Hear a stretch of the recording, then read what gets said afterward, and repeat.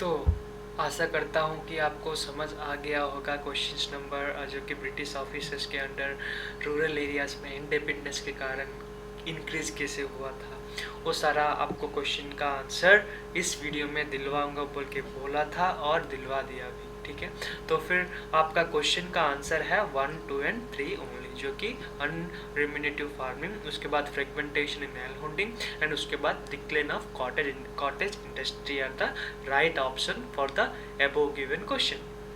तो अगर देखें एक्सप्लेनेशन पार्ट में मैं यही दिया गया मीन्स दिया या फिर लिखा गया कि there are अनप्रिटेंडेड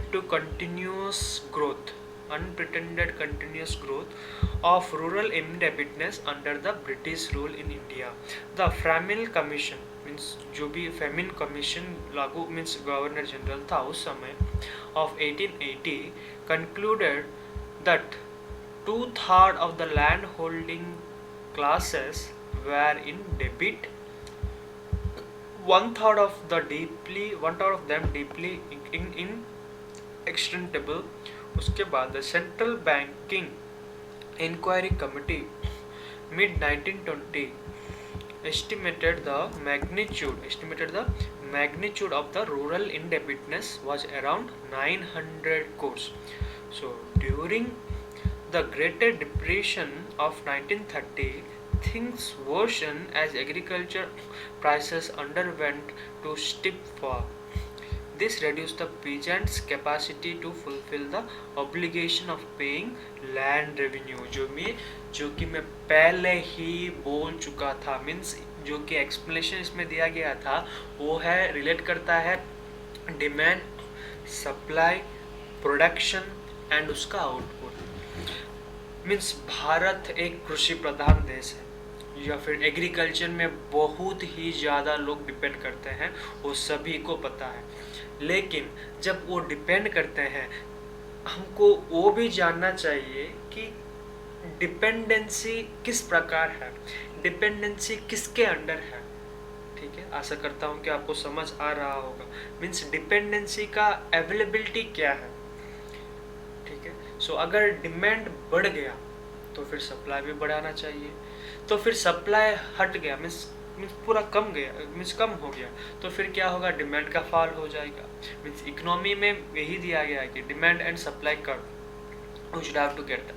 So in the similar fashion here also it is given that 2/3 of the land holding classes were in debit. ठीक है, 2/3 of the land was in debit. उसके बाद क्या दिया गया है कि of them deeply inextricable. ठीक है, 1/3 are deeply inextensible. उसके बाद सेंट्रल बैंकिंग जो भी लागू करता है means cash award means cash pay in different sectors in rural areas, क्या होता है उनका decrease means around 900 crores means rural area independence was around 900 crores. उसके बाद during the depression of 1930 means 1930 क्यों दिया गया मीन्स उस समय world war 1 world war 2 means हो चुका मीन्स स्टार्ट होने वाला था।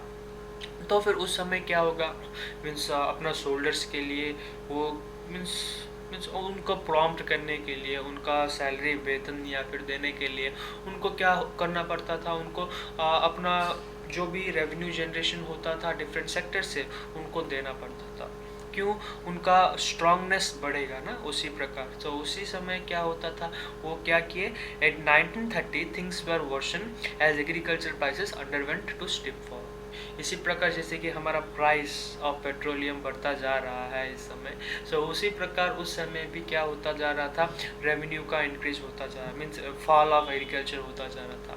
उस प्रकार क्या होता था, टैक्सेस जनरेशन नहीं हो पाता था, लैंड रेवेन्यू का मीन्स डिक्लेन हो चुका होता था। उस समय क्या होता, by 1937 the rural independence figure swelled to 1800 crores means swelled to 1800 crores, जो कि स्विल हो गया था उस समय।